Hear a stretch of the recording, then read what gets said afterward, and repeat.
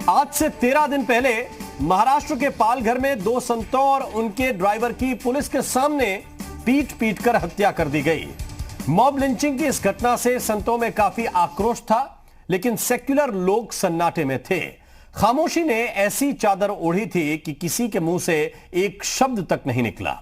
बीती देर रात बुलंदशहर में एक शख्स ने 2 संतों की हत्या कर दी। फिर क्या था, 13 दिन बाद सियासत को चिंता सताने लगी। जो पालघर पर अब तक मौन थे, उन्हें अब कानून याद आने लगा। महाराष्ट्र के मुख्यमंत्री नसीहत की राजनीति भी करने लगे। उन्होंने सीएम योगी को फोन किया और कहा कि जिस तरह हमने पालघर मामले के बाद कड़ा एक्शन लिया, आप भी उसी तरह कड़ा एक्शन लीजिए। यही नहीं, चिंता प्रियंका गांधी को भी सताने लगी। उन्होंने भी बुलंदशहर में साधुओं की हत्या पर ट्वीट किया और समाजवादी पार्टी के अध्यक्ष अखिलेश यादव ने भी ट्वीट करके इस मामले को लेकर कड़ी कार्रवाई की बात कही। आज बहस हम इसी मुद्दे पर करेंगे कि उत्तर प्रदेश में साधुओं की हत्या पर राजनीति बुलंद हो रही है, लेकिन पालघर में साधुओं की मॉब लिंचिंग पर सन्नाटा आखिर क्यों है। पहले अधिकारियों का बयान सुन लेते हैं कि कैसे सीएम योगी के आदेश के बाद इस मामले में तुरंत कार्रवाई हुई और हत्या के आरोपी को गिरफ्तार कर लिया गया।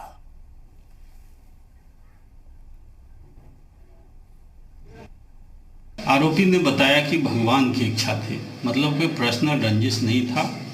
ये पूछा गया कि कैसे मारा, तो उसने बताया कि भांग खाने के बाद वो मंदिर में आया, वहाँ बाबा की डंडे पड़े थे, लाठी, उससे उसने मारा है।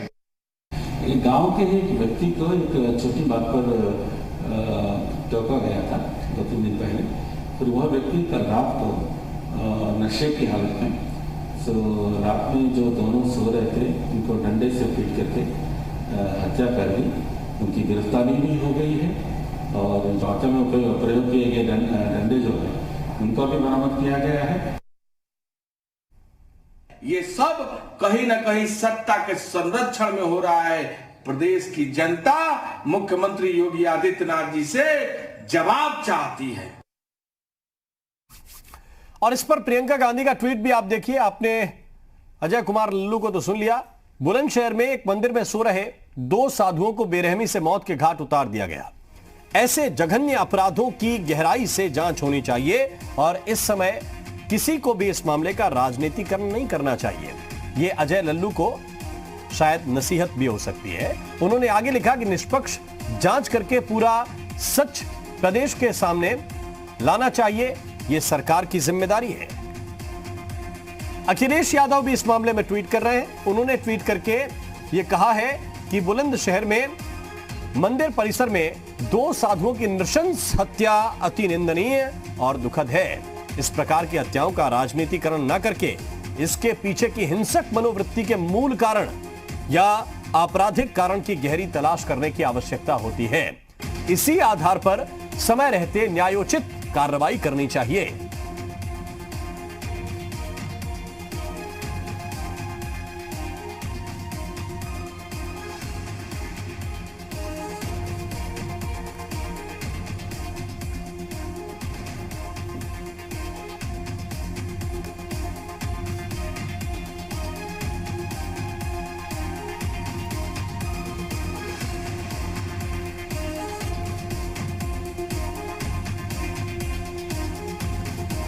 तो ये 2 ट्वीट आपको दिखा रहे हैं और इस वक्त हमारे साथ एक खास पैनल इसी पर चर्चा करने के लिए जुड़ गया है। हमारा प्रश्न सिर्फ इतना है कि उत्तर प्रदेश में अगर पॉलिटिक्स बुलंद हो रही है तो फिर हर बात पे होनी चाहिए और अगर नहीं है तो फिर बिल्कुल नहीं होनी चाहिए। यह सिलेक्टिव नजरिया आखिर क्यों अपनाया जा रहा है, हम इसी को लेकर चर्चा करेंगे। इस वक्त नवीन श्रीवास्तव जी हमारे साथ हैं, प्रवक्ता हैं भारतीय जनता पार्टी के। संतोष दुबे जी हमारे साथ जुड़ गए हैं, प्रवक्ता हैं शिवसेना के। मनीष हिंदवी जी हमारे साथ हैं, राजनीतिक विश्लेषक हैं। शहजाद अब्बास साहब हमारे साथ हैं, नेता हैं समाजवादी पार्टी के। और इस वक्त हमारे साथ सतीश चौबे जी भी जुड़ गए हैं, नेता हैं कांग्रेस पार्टी के। बहुत बहुत स्वागत है आप सभी का। सबसे पहला प्रश्न मेरा अब्बास साहब आपसे है। आपको चिंता हो रही है कि उत्तर प्रदेश में कानून व्यवस्था के हालात कैसे हैं? आपको चिंता हो रही है कि 2 संतों की हत्या हुई, इसके पीछे क्या मंतव्य था, इसकी जांच होनी चाहिए और सख्त से सख्त कार्रवाई होनी चाहिए। लेकिन क्या यह नहीं लगता कि चीजें सेलेक्टिव नजरिए से आप देख रहे हैं? पालघर में जो घटना हुई, जो मॉब लिंचिंग हुई, उसको लेकर कोई ट्वीट नहीं किया अखिलेश यादव ने, लेकिन बुलंदशहर के मामले में मुखर हैं।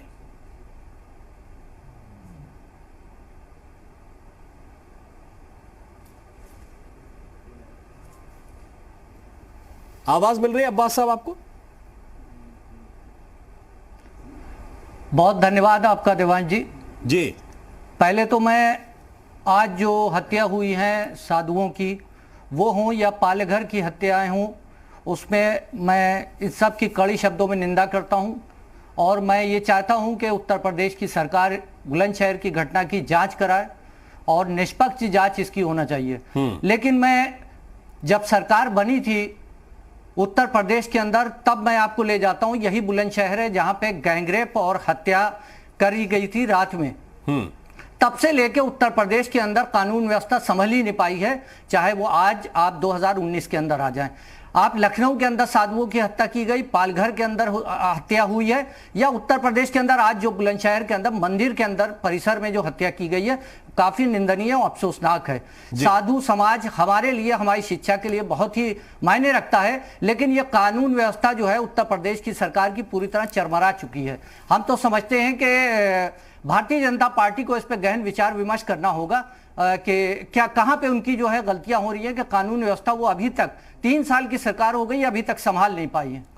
तो हम यही समझते हैं कि इनको बहुत ज्यादा ध्यान देना होगा। और ये जो आरोप लगाना कि पालघर की हत्या हुई तो कोशिश यही की जा रही थी कि कहीं से इसको सांप्रदायिक रंग दिया जाए, लेकिन ऊपर वाले की कृपा है कि वो नौबत नहीं आई। और भारतीय जनता पार्टी तो इसी तरीके के अपने जो गलतियां हैं उनको छुपाने का काम करती है। आप कह रहे हैं सांप्रदायिक रंग दिया जाए, आप किस रंग में देखते हैं उस घटना को, यह तो बता दीजिए।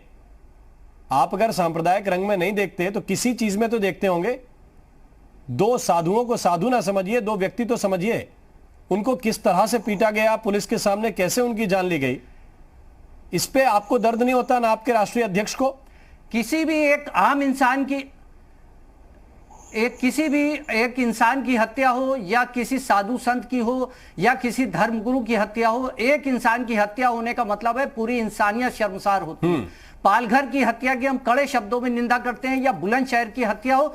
आप अगर हत्याओं की बात की जाएगी तो आप देखिए मॉब लिंचिंग और गोवंश के चक्कर में जो हत्याएं की गई हैं वो भी निंदनीय है। भारतीय जनता पार्टी ने कभी भी उसके ऊपर कोई जवाब नहीं दिया, कभी उसके ऊपर निंदनीय जो आदेश वो लाया नहीं। तो आप ये कह रहे हैं कि भारतीय जनता पार्टी को इसके ऊपर देखना, हम तो समाजवादी पार्टी हमेशा से इन हत्याओं की हमेशा से निंदा करती चली आ रही है। अगर आप अखिलेश यादव को भी यही लगता है, पहलू खान की हत्या हो, गो हत्या, अखिलेश यादव को भी ये लगता है कि 2017 में 37 लोगों की हत्या कर दी गई, लेकिन भारतीय जनता पार्टी हो या उनको लगता है कि अगर कोई भी जाहिर नहीं, अगर महाराष्ट्र की सरकार पे उनका प्रश्न नहीं होता है, यूपी की सरकार पे उनका प्रश्न है। अब दोनों सरकारें समाजवादी पार्टी की तो नहीं है। मैं सिर्फ इतना पूछ रहा हूं कि ये सिलेक्टिव अप्रोच क्यों है, इससे ज्यादा मेरा प्रश्न नहीं है। आलोचना दोनों जगह होनी चाहिए।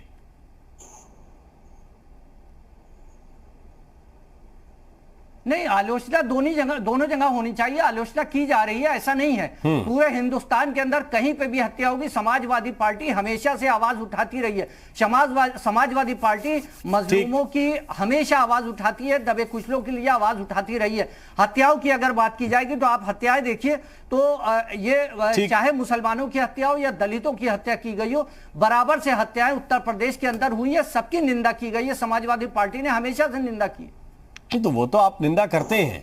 मेरा तो सिर्फ इतना प्रश्न था कि जैसे पालघर में हुआ उस पर क्यों नहीं आया। प्रियंका गांधी ने भी ये ट्वीट किया है और सतीश चौबे हैं हमारे साथ। सतीश चौबे जी, सिर्फ उत्तर प्रदेश के मामलों पर फोकस करेंगे या आपके समर्थन से महाराष्ट्र में भी सरकार चल रही है? प्रियंका गांधी का मैं ट्विटर अकाउंट देख रहा था और आज बुलंदशहर में घटना हुई, उसके आरोपी को पकड़ा गया और किस वजह से घटना हुई इस पर पुलिस जांच कर रही है। अधिकारियों का कहना है कि वो इसके पीछे पूरी पड़ताल करेंगे। लेकिन जब हम देखते हैं कि पालघर के मामले पे कुछ नहीं बोलेंगे और यूपी के मामले पर बोलेंगे, तब प्रश्न तो उठेगा।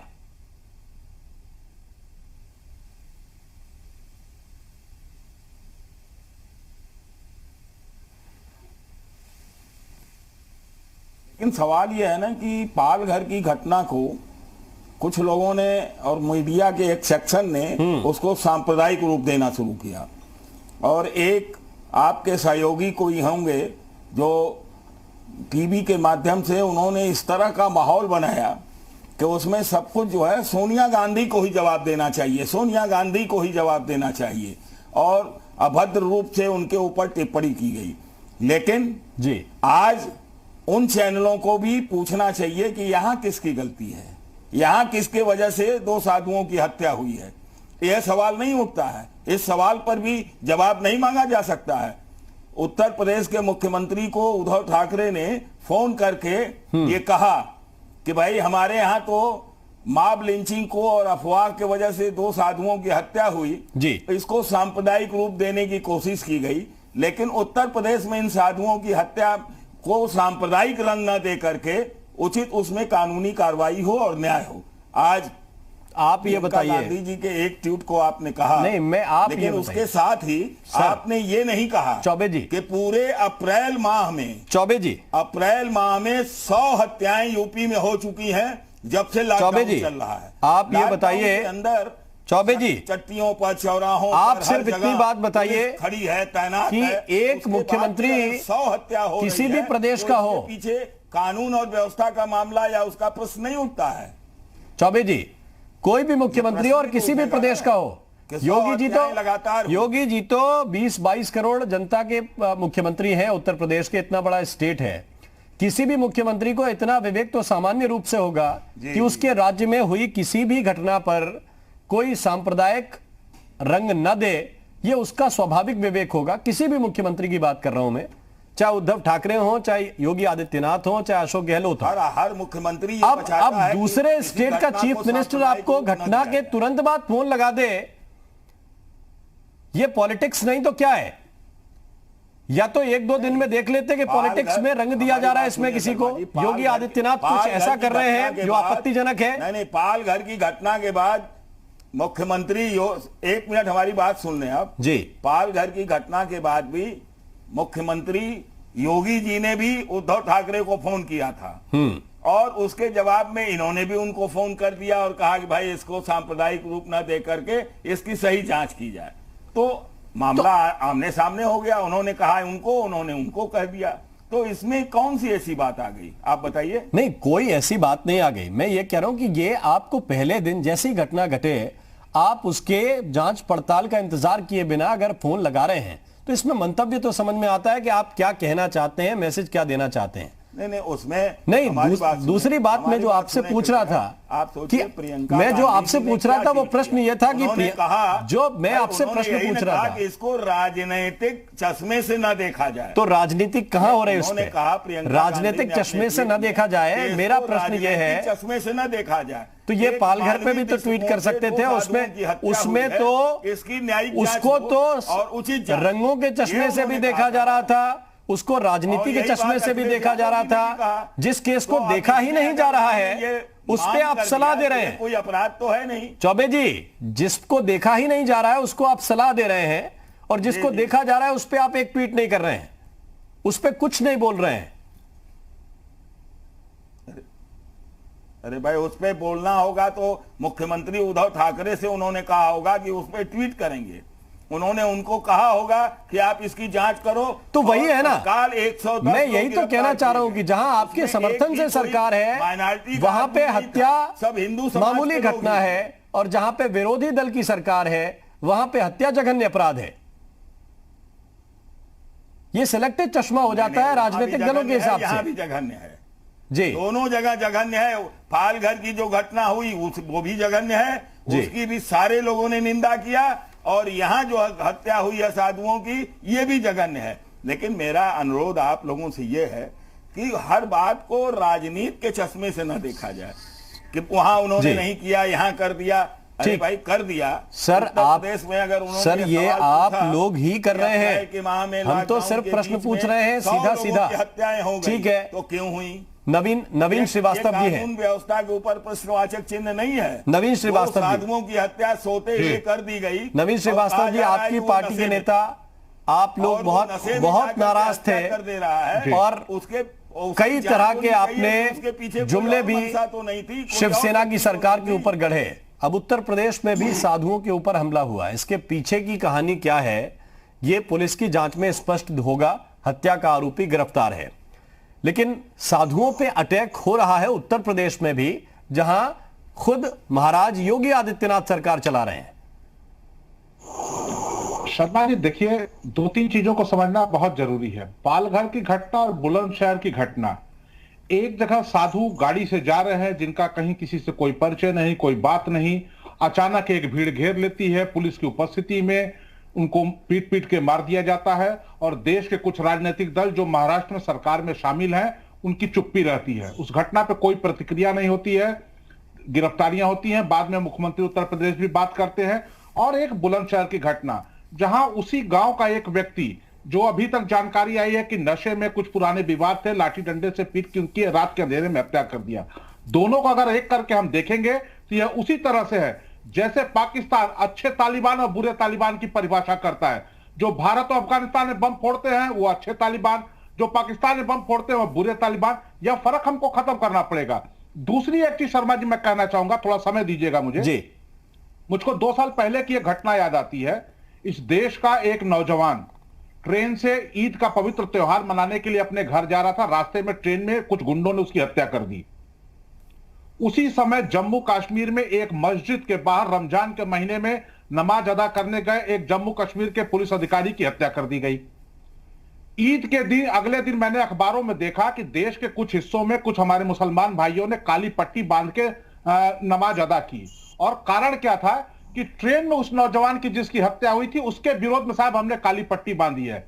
क्या यह बेहतर नहीं होता कि जम्मू कश्मीर में मस्जिद के बाहर जिस पुलिस अधिकारी की हत्या की गई थी उसके विरोध में भी आप करते? यह फर्क है, यह फर्क हमको समझना पड़ेगा। पालघर की घटना और बुलंदशहर की घटना को एक बताने वालों को यह फर्क समझना पड़ेगा कि मॉब लिंचिंग में और एक सामान्य हत्या में क्या फर्क है। और रही बात उद्धव ठाकरे जी की बात करने की, तो मैं आपके चैनल के माध्यम से बताना चाहता हूं कि उद्धव ठाकरे जी ने उत्तर प्रदेश के मुख्यमंत्री योगी आदित्यनाथ जी से जब बात की उसके पहले उस हत्यारे की गिरफ्तारी हो चुकी थी। और रही बात कांग्रेस नेत्री श्रीमती प्रियंका वाडेरा जी की, तो वह तो और अखिलेश यादव जी तो ट्विटर के स्पष्ट हैं। आपने भी बताया, मैं हमारे समाजवादी पार्टी के मित्र भी बैठे हैं, कांग्रेस के भी प्रवक्ता बैठे हैं। मैं पूछना चाहता हूं कि पालघर की घटना में प्रियंका जी का चाहे अखिलेश जी का एक ट्वीट भी आप अगर दिखा दीजिए, एक मांग भी आप दिखा दीजिए कि हाँ वहां पे कार्रवाई की जाए, तो मैं आप जो कहिए मैं उसको स्वीकार करूंगा। यह भेद खत्म करना पड़ेगा हमें। यह भेद ही इस देश में सांप्रदायिकता को बढ़ावा दे रहा है। और उसका स्पष्ट कारण है कि जब हम शमशान कब्रिस्तान करते हैं, जब हम तुष्टीकरण की राजनीति करते हैं, तब इस प्रकार की घटनाएं होती हैं। देश की जनता ने 2014 और 19 के चुनाव में इस प्रकार की तुष्टीकरण की राजनीति को समाप्त कर दिया है। यह सारे राजनीतिक दलों को समझना पड़ेगा और नहीं समझेंगे तो आगे आने वाले ठीक। संतोष दुबे जी भी हमारे साथ जुड़ गए हैं। दुबे साहब, ऐसे वक्त में उद्धव ठाकरे जी अपना अनुभव साझा कर रहे थे योगी आदित्यनाथ जी के साथ, या फिर तुरंत ही वो मौका मिल गया कि योगी आदित्यनाथ ने हमें फोन किया था तो अब फोन घुमा देना चाहिए? देखिए, ना हम अनुभव साझा कर रहे थे और ना ही हम योगी जी पे कोई जो है दबाव बना रहे थे। हमारा सीधा सा ये कहना था कि जो 2 साधु यहाँ मारे गए उत्तर प्रदेश के अंदर, बुलंदशहर की जो घटना हुई, वो निर्मम जिस तरीके से रात के अंधेरे में उनको मारा गया, उस घटना पे हमने सिर्फ जो है एक संज्ञान के लिए जो है योगी जी से कहा कि भाई इसका संज्ञान लीजिए और इस घटना पर किसी भी तरीके की राजनीतिक भाषा नहीं होनी चाहिए। जिस तरीके से पालघर पे हुई, भाई पालघर में भी 2 साधु महात्माओं की हत्या हुई, कारण कोई रहा हो, किस कारण हुई, कैसे हुई, ये तो जांच का विषय है, लेकिन हत्या हुई। उसी तरीके से हत्या यहाँ भी हुई। और जिस तरीके से लोगों ने प्रोपोगंडा बनाने का प्रयास किया पालघर की हत्या पे, इस तरीके से यहाँ प्रोपोगंडा ना बने। और उन्होंने हम लोगों को भी कहा कि आप लोग भी कोई भी इस तरीके का बयान नहीं जारी करेंगे जिससे सरकार असहज हो और जिससे सरकार को कहीं जो है दिक्कत पैदा हो। कभी भी इस तरीके के बयान देने से उन लोगों ने मना किया कि आप लोग इस तरीके के बयान नहीं देखेंगे, ना फेसबुक पे लिखेंगे ना ट्विटर पे लिखेंगे। इसलिए उन्होंने मुख्यमंत्री जी से वार्ता की कि इस तरीके का राजनीतिकरण नहीं होना चाहिए हत्याओं का। हत्या होती है, चाहे वो कभी भी हो, कहीं भी हो रही है। नहीं, राजनीतिकरण नहीं होना चाहिए, लेकिन आपको लगता है कि योगी आदित्यनाथ जी के पास इतना सामान्य विवेक भी नहीं है क्या कि उन्हें तुरंत घटना के तुरंत बाद सलाह देने लगे अगर एक दो दिन में कुछ होता हुआ नजर आता, अब इतने बड़े प्रदेश के मुख्यमंत्री हैं तो एक घटना को तो टैकल करने की उन्हें कम से कम इतनी समझ तो होगी। शर्मा जी, बिल्कुल योगी जी बहुत परिपक्व और बहुत जो है अच्छे मुख्यमंत्री हैं। कभी भी हम लोगों ने उनका विरोध नहीं किया, ना उनका कभी आलोचना करने का प्रयास किया गया। लेकिन निश्चित कहीं ना कहीं देखिए, रात की घटना है, 3 बजे उनका फोन आया, 2 बजे के करीब माननीय उद्धव ठाकरे जी का, और उन्होंने ये कहा कि इसका राजनीतिकरण ना हो, क्योंकि उनको पता है कि उत्तर प्रदेश है, कहीं ना कहीं किसी ना किसी एंगल से कोई दल विशेष या और कोई दल इसी तरह का मुद्दा ना उठा दे जिससे इसका राजनीतिकरण हो और फिर जो है एक हो हल्ला मचे देश में। क्योंकि अभी हम लोग कोरोना जैसे महामारी से लड़ रहे हैं, सबको एक साथ मिलकर लड़ना है, और ये सब सारी चीजें को जो है किस तरीके से राजनीतिक जो आप बता रहे हैं, अगर यही चिंता है और इसी माइंडसेट के साथ किया, मैं आ रहा हूं नवीन श्रीवास्तव जी आपके पास, लेकिन गोपाल मणि महाराज हमारे साथ इस वक्त हैं, हिंदू धर्मगुरु। गोपाल मणि महाराज, ये क्या हो रहा है? उत्तर प्रदेश में भी हो रहा है, पालघर में मॉब लिंचिंग हो रही है, संतों पर क्यों निशाना बनाया जा रहा है, इन्हें क्यों निशाना बनाया जा रहा है, आपको क्या क्या लगता है? देखिए राम जी, इस समय वर्तमान में भारतवर्ष में जो सनातन धर्म है उसकी ये नृशंस हत्या है, क्योंकि हमारे यहाँ सनातन धर्म के 4 खंबे हैं जी, विप्र, धेनु, सूर और संत। जब पालघर महाराष्ट्र में साधुओं की, नागा महात्माओं की हत्या होती है तो उसको पहले तो छुपाया जाता है, बाद में जब सोशल मीडिया पे चलता है फिर वो चारों तरफ बात फैलती है। तो निश्चित रूप से साधु अवज्ञा तुरत भवानी, कर कल्याण अखिल कै हानि। जो साधु है उसकी समता सामान्य व्यक्ति से नहीं की जा सकती।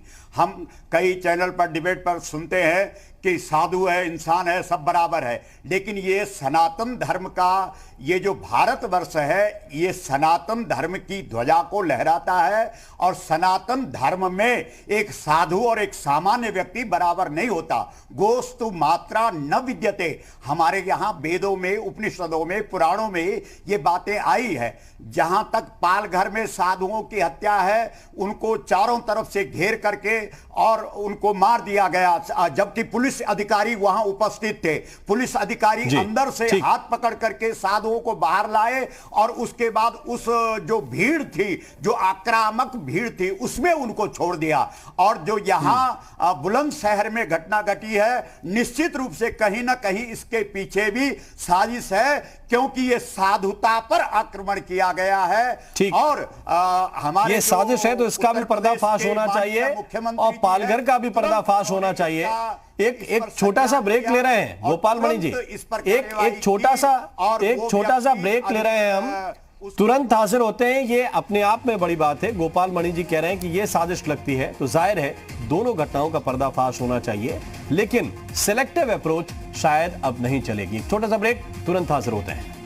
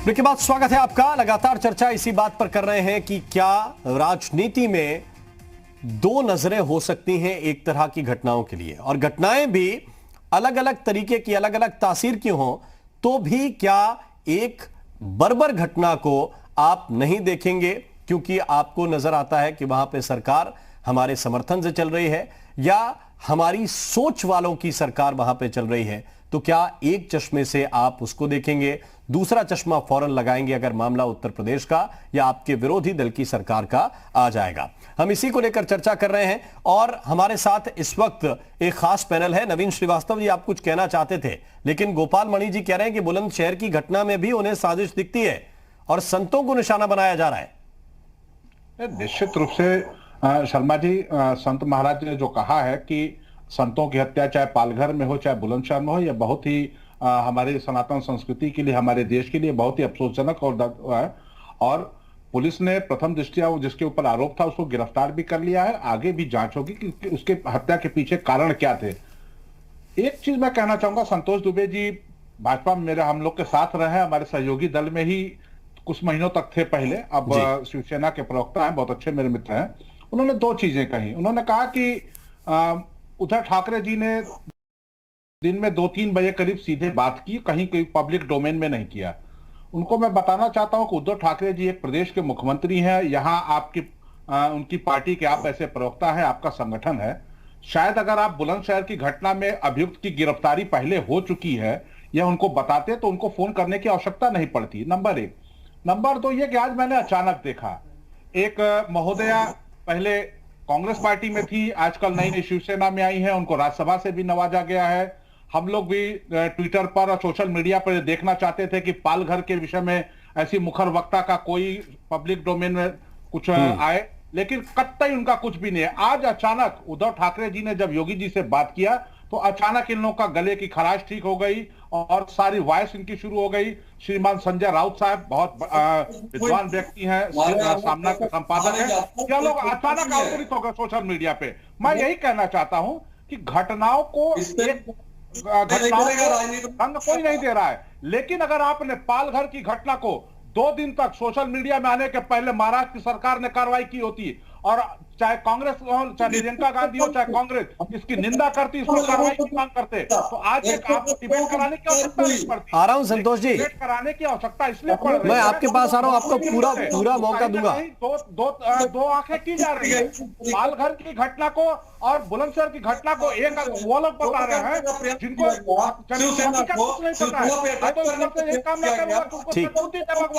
राजनीति में मत बनते। पालघर की घटना, आप लोगों से निवेदन है, आप सभी विद्वान लोग हैं, आप लोगों से एक निवेदन है कि कुछ साथी हमारे साथ स्काइप से जुड़े हुए हैं, उसमें तकनीकी दिक्कत आती है, अगर आप बीच में बोलेंगे तो आवाज बहुत कट कट के आती है, इसलिए सबको बराबर मौका मैं दूंगा और अपनी बात अपने मौके पर कहिए तो दर्शकों तक स्पष्ट बात पहुंचेगी। नवीन जी, आप कंटिन्यू कीजिए और थोड़ा जल्दी खत्म कीजिए। मेरा यही अनुरोध था कि अगर लोगों ने अपनी जिम्मेदारियों का, अपनी मर्यादाओं का बिना किसी भेदभाव के पालन किया था तो आज ये चर्चा करने की आपको आवश्यकता नहीं पड़ती जो है। लेकिन निश्चित रूप से इस देश में यह लगातार 70 वर्षों में किया गया है। तुष्टीकरण की राजनीति इसी को कहते हैं कि अगर मॉब लिंचिंग होती है 2 साधुओं की तो आप नहीं बोलेंगे, एक गौकसी के आरोपी पहलू और अखलाक पर, एक मोटरसाइकिल के चोर औरंगजेब पर आप पूरे संयुक्त राष्ट्र तक जाने की बात करते हैं। यह फर्क आपको खत्म करना पड़ेगा, फर्क खत्म करना पड़ेगा। मनीष सिंधवी जी, अखलाक हो चाहे साधु संत हो, मनीष सिंधवी जी, आप चीजों को हत्या उतनी निंदनीय है। बिल्कुल सीधा सीधा देखते हैं और सीधा सीधा बोलते भी हैं। मैं आपसे यह जरूर जानना चाहूंगा कि जनता को यह तो समझ में आता है कि कौन किस एजेंडे पे काम कर रहा है, और जब आप संतों को भी उस खांचे में बांट देते हैं, संतों पे भी आपको यह लगता है कि किस सरकार में और किस सीमा क्षेत्र में यह घटना हुई है, तब आप उस थानेदार की तरह रिएक्ट करने लगते हैं कि साहब इस सीमा के बाद हमारा थाना नहीं लगता है, तो फिर कहा जा सकता है कि हाँ वहां पे बहुत बड़ी लूट हो गई, बड़ी घटना हो गई। क्या राजनेताओं को भी यह चश्मा रखना चाहिए? प्रियंका गांधी सबसे पुरानी पार्टी की महासचिव हैं, अखिलेश यादव समाजवादी पार्टी के राष्ट्रीय अध्यक्ष हैं, और उनके ट्विटर अकाउंट पे आप जाएंगे एक लाइन नहीं मिलेगी पालघर पे आपको। दुर्भाग्य यह है कि ऐसा होना तो नहीं चाहिए, लेकिन लाइनें ऐसी ही कुछ खिंच गई हैं। आप देखिए जो घटना अभी घटी है बुलंदशहर की, उस पर अशोक गहलोत जी का तुरंत एक ट्वीट आया। मैं अभी यहीं बैठे बैठे उनका पूरा ट्विटर हैंडल पलट रहा था 16 तारीख के आसपास का। पाल घर पर उनका कोई ट्वीट नहीं था। 16, 17, 18 मिलाकर कोई ट्वीट नहीं है और बुलंदशहर पर तुरंत ट्वीट है। उद्धव ठाकरे जी ने तुरंत फोन कर दिया। योगी आदित्यनाथ एक तेज तरार मुख्यमंत्री हैं और तुरंत एक्शन लेते हैं। और इस काल में अगर हम देखें तो पिछले कोरोना काल में लगातार 1 महीने से जिस तरह से उनकी सजगता बनी, तमाम नीतियों का मैं आलोचक भी हूं, लेकिन आज इस दौर में जिस तरीके से वो रात दिन काम कर रहे हैं उसकी प्रशंसा भी होनी चाहिए। और मुझे लगता है पालघर से ज्यादा तेज एक्शन उन्होंने लिया, लेकिन उसके बाद भी उनको तुरंत राय देने के लिए उद्धव ठाकरे जी खड़े हो गए। ये व्यवहार बहुत मैच्योर बिहेवियर नहीं है, चाहे अशोक गहलोत जी का हो, चाहे उद्धव ठाकरे जी का हो, चाहे प्रियंका गांधी का हो। घटना है और उस घटना को दूर करने के लिए वहां पर सरकारें हैं। अगर वो सरकारें कोई काम नहीं करती हैं तब उनको नसीहत दी जा सकती है, मगर इस बात का इंतजार किए बिना कि सरकार ने क्या किया क्या नहीं किया, अगर नसीहतों का दौर शुरू हो जाएगा तो जो आप अभी कह रहे थे ना कि लाइन बट गई है कि इस तरफ मेरा आदमी है, अगर यहां कोई गलती होगी तो हम चुप रहेंगे और इस तरफ दूसरा आदमी है, अगर ये गलती करेगा तो हम बोलेंगे। ये बड़ा दुर्भाग्यपूर्ण है। बिल्कुल, ये आप बिल्कुल सही बात कह रहे हैं कि कम से कम आपको हत्या जैसे जघन्य मामलों में, ऐसे क्रूरतम मामलों में जहां पे मॉब लिंचिंग हो रही हो, वहां पे कम से कम आपको ये अप्रोच कुछ मिनट के लिए आपको थोड़ा सा रोक देना चाहिए, कुछ दिनों के लिए आपको ये रोक देना चाहिए। शहजाद अब्बास साहब, आपसे मैंने शुरुआत में यही लाइन पूछी थी कि अलग अलग खांचों में आप क्यों देखते हैं चीजों को। राष्ट्रीय अध्यक्ष हैं समाजवादी पार्टी, आप कहें उत्तर प्रदेश की केवल पार्टी है तो कोई मानेगा नहीं।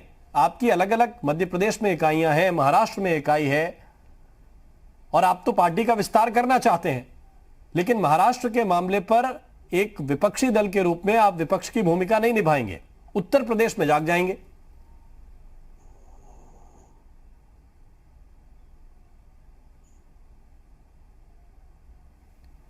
सुन रहे हैं शहजाद जी? जी, आवाज आ रही है आपकी? देखिए, ऐसी बात नहीं है कि हम समाजवादी पार्टी आवाज नहीं उठाती है।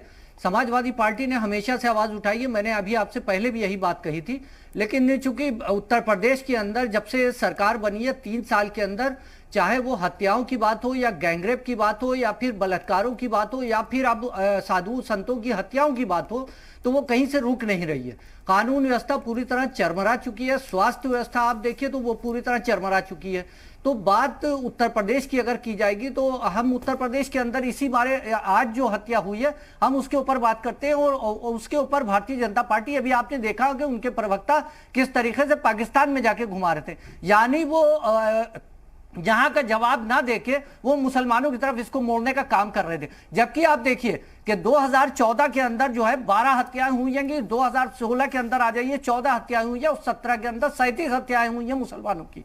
लेकिन उसके ऊपर भारतीय जनता पार्टी ने एक भी शब्द कहना नहीं चाहा, एक भी शब्द नहीं कहा। आज जब साधुओं की पालघर में हत्या हुई तो सबसे ज्यादा जंपिंग भारतीय जनता पार्टी की ओर थी, क्योंकि वहां पे सरकार जो है गठबंधन की थी। अगर यही सरकार शिवसेना और भारतीय शहजाद अब्बास साहब, आप अगर ये कहना चाह रहे हैं कि पुलिस की मौजूदगी में पुलिस वाला किसी व्यक्ति को गुंडों के सुपुर्द कर दे, भीड़ के सुपुर्द कर दे, ऐसी भीड़ जो जान लेने पर उतारू है, और उस पर कोई प्रश्न ना पूछे, तो वो बीजेपी ने पूछा, उससे ज्यादा समाजवादी पार्टी को पूछना चाहिए। आप तो कहते हैं कि आप सबकी बात उठाने वाले लोग हैं, ऐसे बात उठाएंगे आप?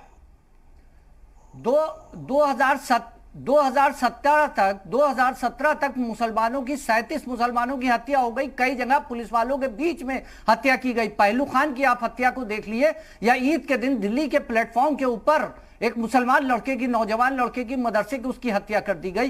पुलिस वालों के सामने हत्याएं की गई हैं। भारतीय जनता पार्टी की कई जगह सरकारें रही हैं जहां पे हत्याएं हुई है, लेकिन भारतीय जनता पार्टी का एक शब्द भी आपको नवीन श्रीवास्तव जी रिस्पॉन्ड करना चाहते हैं कि यहाँ पे अफसोस ना किया गया कि यह हत्या गलत हुई है। आप इसके ऊपर बात करने की जरूरत है कि इस वक्त? ठीक है, नवीन श्रीवास्तव जी। देखिए, शहजाद साहब की बात पर मैं जवाब देना चाहूंगा। शहजाद साहब, भारतीय जनता पार्टी के ने इस देश के प्रधानमंत्री माननीय नरेंद्र मोदी जी ने इस प्रकार की मॉब लिंचिंग या गौ तस्करी के आरोप में जो हत्याएं हुई उसके लिए सार्वजनिक रूप से माफी भी मांगी, और यहां तक कहा कि तुमको अगर हत्या करनी है तो मेरी हत्या कर दो, लेकिन इस प्रकार किसी निर्दोष के ऊपर अगर आक्रमण करते हो तो वो देश के ऊपर आक्रमण है। यह बात नरेंद्र मोदी जी ने कहा था, शायद आपके आईने में और आपके कान में ये बात नहीं सुनाई दी। और रही बात, उसके बाद भी नवीन जी हत्या नहीं रुकी है। उसके बाद भी माननीय प्रधानमंत्री जी ने अभी कोरोना के ऊपर जो शब्द कहे कि किसी को मजहब से न जोड़ के देखिए, इस बीमारी को किसी को भी हो सकती है। उसके बाद भी आपके भारतीय जनता पार्टी के लोगों ने उसको मदरसे और देवबंद और आपके मरकज से जोड़ने की कोशिश की और अभी तक जोड़ा जा रहा है। क्या इसकी देर है कोरोना की, ये देखने की जरूरत है। आपका खत्म हो चुका है, सुन लीजिए पहले। नहीं, आपने कहा कि उत्तर प्रदेश में कानून व्यवस्था नहीं, हमारा हल्ला बोल रही है। हमारा तो हल्ला बोल हमेशा से गलत चीजों पे रहा है, मजलूमों के ऊपर रहा है, हत्या का। नहीं, आप गंभीरता तो सुनिए पहले। आपका नंबर आएगा, आप जवाब दीजिएगा। मेरा जवाब तो सुन लीजिए अपने बात का। देखिए, उत्तर प्रदेश में जब से योगी आदित्यनाथ जी की सरकार आई, आप कह रहे हैं कानून व्यवस्था की बात। उत्तर प्रदेश में गाजीपुर से लगाए गाजियाबाद तक जिन माफियाओं का आतंक था, आज वो उत्तर प्रदेश की जेलों को छोड़ के भाग चुके हैं। पश्चिम उत्तर प्रदेश में जिसके आतंक से सैकड़ों हिंदू परिवारों को पलायन कैसी आप बात कर रहे हैं? जब ऐलान होता है कि जब ऐलान होता है कि माफिया जो है वो छोड़ के भाग गए शहर को, तब हत्याएं होती है। बुलंदशहर की हत्या हो, आगरा की हत्या हो, इटावा की हत्या हो, अलीगढ़ की हत्या हो, आगरा की हत्या हो, आप कहां से जाइएगा? सहारनपुर के अंदर हत्या की गई, बलात्कार हुए हैं और के साथ बलात्कार किए जा रहे हैं। गैंगरेप ठीक है, सतीश चौबे जी बोल रहे हैं इस पे। कांग्रेस पार्टी का पक्ष भी सुन लेते हैं। शहजाद जी, नवीन जी, थोड़ी देर के लिए रुकिए। सतीश चौबे, बोलिए सर आप। ये बराबर भारतीय जनता पार्टी के लोग अपनी दही को कभी खट्टी नहीं कहते, हमेशा कहते हैं हमारी दही बड़ी मीठी है। और आप सोचिए ना कि एक आंकड़ा उठा के आप देख लीजिए, शर्मा जी आपके पास भी होगा, कि पूरे लॉकडाउन के बीच अप्रैल माह में 100 आदमियों की हत्या हुई है विभिन्न शहरों में जी। ये 100 हत्याएं होने के बाद भी लोग कहते हैं कि सारे माफिया भाग गए, सारे। अरे भाग नहीं गए, वो सत्ता के संरक्षण में बैठे हुए हैं और उनको कहा गया है कि आराम से अपना काम करो, बहुत अधिक जो है कूदने की जरूरत नहीं है, तुम अपना काम करो। और अधिकांश माफिया और जितने बदमाश हैं वो कोई ब्लॉक प्रमुख हो गया है, कोई एमएलए हो गया है, सब सत्ता के टूल हो गए हैं। और ऐसी स्थिति में ये कहना कि सारे लोग भाग गए, ये कोई बात नहीं हुई है। आप कानून और व्यवस्था पर भी अपने सरकार के नसों को कसिए और उनसे कहिए, माननीय योगी जी, इस तरह की जो आज हत्या हो रही, हर छठी चौराहे पर आज पुलिस खड़ी है, उसके बाद भी हत्या हो जा रही है। ये क्या मतलब है भाई? कोरोना का पॉजिटिव बहुत मिल रहा है, उससे अधिक हत्या हो रही है। जितनी कोरोना में मौत नहीं हुई, उससे अधिक अप्रैल में केवल हत्या से हो गई। ये एक बहुत बड़ा प्रश्न है और इस प्रश्न को के बारे में भी आपको संज्ञान लेना चाहिए। और मैं कहता हूं कि हर समय केवल बात जाएगी बुलंदशहर के साधुओं की हत्या की, आप चले जाएंगे पाकिस्तान, आप चले जाएंगे तालिबान। ये तालिबानी सोच किसकी है, ये इस बात पर सतीश चौबे जी, इस तरह की तालिबानी सोच सतीश चौबे जी जहन में है। दो बातें जरा हिंदू मुसलमान करके आप अपनी सत्ता को बचाने के लिए हमेशा पहली बात तो ये 2014 से लेकर कि विपक्ष को, ये सरकार को आईना दिखाना चाहिए। विपक्ष का काम यही है। उद्धव जी भारतीय जनता पार्टी के साथ थे, तब तक उद्धव ठाकरे जी बहुत अच्छे थे। विपक्ष को, सरकार को आईना दिखाना चाहिए, काम विपक्ष का यही है। तो उसके बाद उद्धव ठाकरे, लेकिन जब आप सीमाओं में बांट के आईना दिखाएंगे, उद्धव ठाकरे को भारतीय जनता पार्टी अब कह रहेगी कि वो, आप सीमाओं में बांट के दिखाएंगे तो दिक्कत होती है। ये दोहरी नीति आप कैसे करते हो भाई? मालकिन नाराज ना हो जाए। नवीन श्रीवास्तव जी जवाब दीजिए। देखिए, सतीश चौबे जी ने बड़े अच्छे, अरे आप भी तो परेशान हैं कि योगी और मोदी नाराज ना हो जाएं। आप क्यों बड़ी तारीफ करते हो भाई? आपको नहीं दिक्कत है कि योगी मोदी नाराज हो जाएंगे, इसीलिए आप कसीदे काटते रहते हो। विपक्ष के सभी मित्रों को चुनौती देता हूं, जो रहता है उस दल की बात करता है। बता दीजिए, जहां अपराधी के किस पार्टी का है, कितना प्रभावशाली है, किस जात का है, किस क्षेत्र का है, या देख के पुलिस ने कार्रवाई की हो। हमने ऐसी आपराधिक रिकॉर्ड देख लो। आप चुनौती मैं देता हूं कि आप देख लो, 100 तो जो कहिए तो क्या था।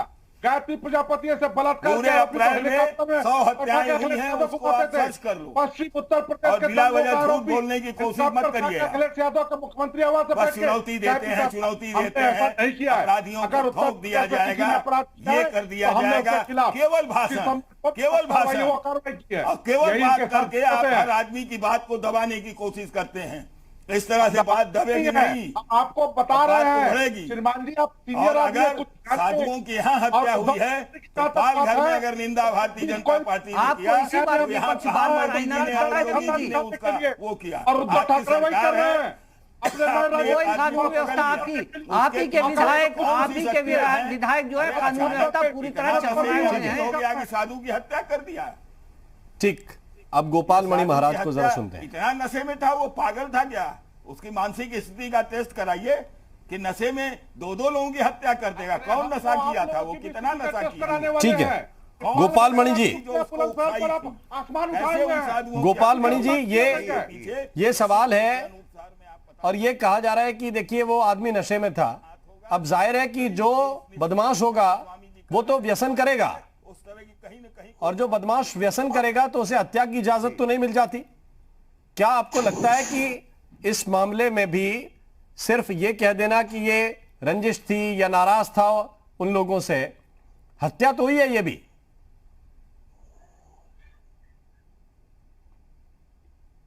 नहीं, इसके पीछे ऐसा है कि जो व्यसनी व्यक्ति है जिसने शराब पी करके ये कार्य किया है, निश्चित रूप से जो व्यसनी होगा उसी को तो निमित्त बनाया जाता है। इसलिए सबसे पहले तो हम जी न्यूज को धन्यवाद देते हैं, उत्तराखंड उत्तर प्रदेश को, जिन्होंने इस जघन्य अपराध को चर्चा के लिए चुना।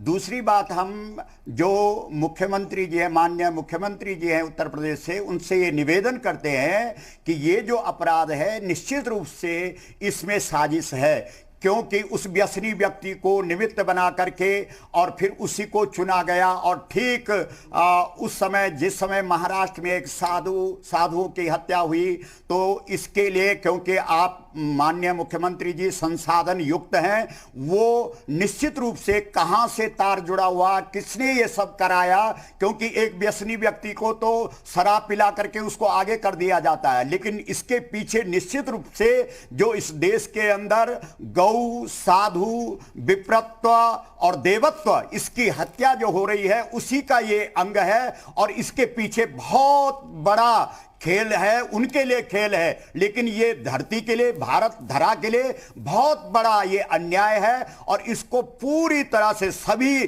दृष्टिकोण से देखा जाना चाहिए। और निश्चित रूप से शीघ्र ही इस बात का जो मर्म है वो खुलेगा कि इस हत्या के पीछे ये सामान्य हत्या नहीं थी कि वो शराब पी करके वहां गया और उसने साधुओं का गला काट करके हत्या कर दी। हमारे देश के अंदर, जब बांग्लादेश के अंदर हमारे सैनिकों का सिर काटा गया था तो कितना कोहराम मचा, तो ये कितना उसको जो है पूरी तरह से समझा करके और निमित्त बना करके भेजा गया। इसलिए ये सामान्य घटना नहीं है, ये महान जघन्य अपराध है। जैसे हमने पहले भी कहा कि इसको सामान्य दृष्टि से नहीं देखा जाना चाहिए। इस देश के अंदर साधुता पर, गौ पर और विप्रत्व पर और देवत्व पर जो ये आक्रमण हो रहा है, ये सनातन भारतीय संस्कृति का अपराध है और शीघ्र इस पर निश्चित रूप से विशद दृष्टिकोण से देखा जाना चाहिए। और जो अपराधी है, लेकिन दिव्यांग जी, इस टाइम आप देखिएगा कि पुलिस की कोई कमी नहीं है। हर जगह पे कोरोना लॉकडाउन की वजह से हर जगह मंदिरों के पास भी पुलिस है, सड़कों पे, चौराहों पे पुलिस है, गलियों में पुलिस है। इन सब के बाद भी अगर हत्या हो जाती है तो ये सरकार के लिए, हम तो समझते हैं, बहुत ही शर्म की बात है। भारतीय जनता पार्टी हो या ये नवीन जी हमारे बैठे हुए, इनको जो है वो, मतलब मैं एक आईना दिखा रहा हूं कि पुलिस नाक के नीचे है हर जगह पे, उसके बाद हत्या हो रही है, तो इसका मतलब ये कानून व्यवस्था आपके हाथ से फिसल चुकी है पूरी तरीके से। ठीक, आप कह रहे हैं कानून व्यवस्था फिसल चुकी है। फिर वही प्रश्न आ जाता है, लॉकडाउन तो तब भी था जब पालघर में घटना घटी, लॉकडाउन तो तब भी है, वहां पे भीड़ की भीड़ आ गई, यहां पे तो 2 शख्स निकले। हालांकि दोनों घटनाएं जो है वो निंदनीय है और दोनों जगह पे प्रश्न तो पुलिस से पूछा जाना चाहिए लेकिन सिर्फ एक जगह पूछेंगे आप, एक जगह आईना दिखाएंगे। आप देखिए कि नवीन जी तो हंस रहे दिक्कत हैं, होती है। हत्याओं के ऊपर नवीन जी हंस रहे हैं। आप ये देखिए, ये शर्म की बात है। ये इस टाइम इतने गंभीर विषय के ऊपर बात चल रही है और नवीन जी बराबर मैं देख रहा हूं कि वो हंस रहे हैं। उनके चेहरे में कोई गंभीरता नहीं है, ना कोई दुख है। लेकिन साधुओं की हत्या हो जाने के बाद भी हंस रहे हैं। आप ये देखिए, जिसको पालघर की घटना, बुलंदशहर की घटना का फर्क नहीं पता है। आप उत्तर प्रदेश में आरोप लगा रहे हैं कि पुलिस कैसी बैठी है। आप लोग एक सेकंड, आप बोल रहे हैं, आप कितना सीरियस है ये पता चल रहा है। साधुओं की हत्या के बाद जो बात हो रही है तो आप मजाक उड़ा रहे हैं, आप हंस रहे हैं, मुस्कुरा रहे हैं। यानी हम लोग जो बात कह रहे हैं, विपक्ष जो बात कह रहा है, उसको आप हंसी और मजाक में ले रहे हैं, मजाक में ले रहे हैं। उसकी गंभीरता को नहीं समझ रहे हैं कि उत्तर प्रदेश के अंदर किस तरीके से हत्याएं की जा रही हैं। ऐसे लोग अगर किसी राजनीतिक दल के प्रवक्ता होंगे तो हंसी का ही पात्र होंगे। संतोष दुबे जी इस पर कुछ कहना चाह रहे हैं, उनकी बात सुन लेते हैं। नवीन जी फिर आता हूं आपके पास। संतोष दुबे जी,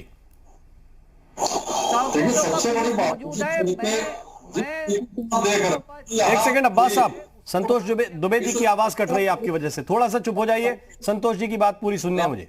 संतोष जी बोलिए जी। इस चर्चा में आप देख रहे हैं जिस तरीके से चर्चा हो रही है, इस चर्चा में भी लोग राजनीति करने से बाज नहीं आ रहे हैं। मेन बात है कि जो उद्धव साहब ने कहा था कि सिर्फ राजनीति नहीं होनी चाहिए। ठीक है, हत्या हुई है, यहाँ हो या वहां हत्या होती है, और किसी की भी हो उसकी सघन जांच होनी चाहिए, ये बात हुई। लेकिन जिस तरीके से भी हमारे मित्र भारतीय जनता पार्टी के बहुत तेजी से चिल्ला रहे थे, उनको मैं बताना चाहता हूं कि शिवसेना के ऊपर जब वहां पालघर में हत्या हुई और जिस तरीके से शिवसेना को घेरने का इनके सारे नेताओं ने प्रयास किया, वो निंदनीय है। वो घेरने का प्रयास नहीं होना चाहिए था। आप अच्छी सलाह दे सकते हो, गिरफ्तारी के लिए मांग कर सकते हो। और माननीय योगी जी ने फोन किया था, उसका हम सभी लोग स्वागत करते हैं। योगी जी ने कहा कि भाई इसकी कड़ी से कड़ी जांच हो, और हम लोग उसके तैयार हुए और 100 लोगों की गिरफ्तारी हुई।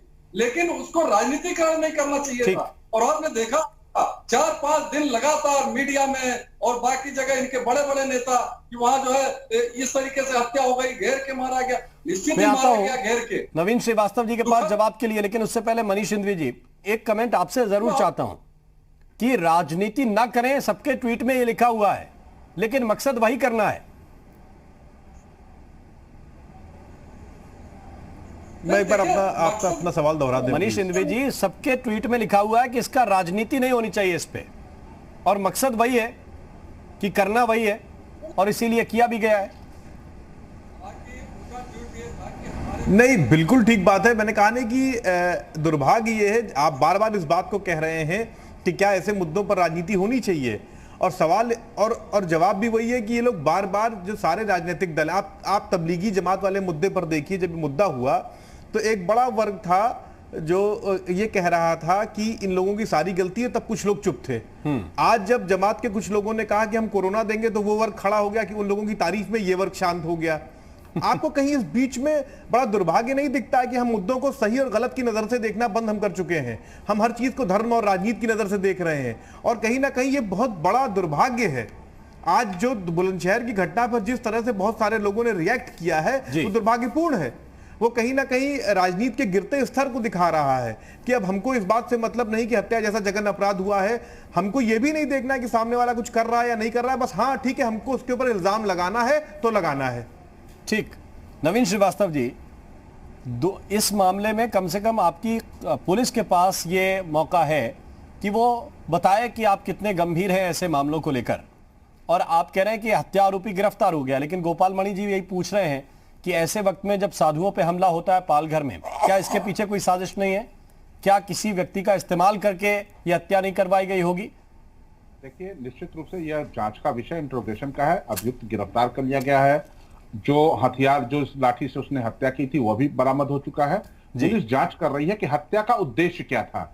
सिर्फ नशे में जाके उसने हत्या कर दी, 2 दिन पहले कुछ विवाद हुआ तो उसके लिए हत्या की, या किसी सुनियोजित साजिश के तहत हत्या की, यह एक जांच का विषय, पुलिस उस पर कर रही है। मैं एक चीज कहना चाहूंगा, देखिए, पालघर की घटना और बुलंदशहर की घटना पे सारी चीजों को छोड़ दीजिए। पालघर की घटना होने के 2 दिन बाद जब सोशल मीडिया में वह वीडियो वायरल हुआ जिसमें पुलिस वाले के हाथ से छुड़ाकर उस साधु को मार के हत्या कर दी गई, तब देश के में लोग जगे, तब महाराष्ट्र की पुलिस जगी, और जब सोशल मीडिया में और सारे लोग जब बोलना शुरू किए, भारतीय जनता पार्टी सारे लोग, तब महाराष्ट्र की पुलिस ने गिरफ्तारी की। यहां श्रीमान उद्धव ठाकरे जी ने दिन में 3 बजे उत्तर प्रदेश के मुख्यमंत्री योगी आदित्यनाथ जी से जब बात की, उसके पहले उस अभियुक्त की गिरफ्तारी हो चुकी थी। मैं यही कह रहा था कि चलिए नवीन जी, समय इतना ही है। आप सभी मेहमानों का बहुत बहुत शुक्रिया, बहुत बहुत धन्यवाद हमारे साथ इस चर्चा में जुड़ने के लिए, हमारे साथ इस चर्चा में शरीक होने के लिए। बड़ी बात यही है कि राजनीति कुछ मुद्दों पर शांत हो जाए तो बेहतर है, ये मुखरता बड़े स्तरों पर दिखे, और अगर आपको लगता है कि आपको इन बातों पर बोलना है तो फिर किसी बात पर चुप हो जाना, किसी बात पर मुखर हो जाना, बुलंद हो जाना, ये कैसे जायज ठहराया जा सकता है। घटना कहीं पर भी घटे वो दुर्भाग्यजनक है और उसकी एक सुर में आलोचना होनी चाहिए। अगर पुलिस बेहतर काम कर रही है तो उसकी तारीफ होनी चाहिए, और कहीं पर अगर पुलिस तश्तरी में सजाकर साधुओं को भीड़ के सामने पेश कर दे रही है तो फिर उसकी आलोचना भी सबको मिलकर करनी चाहिए। यही वक्त का तकाजा है। यूपी मांगे उत्तर में अभी के लिए बस इतना ही। नमस्कार।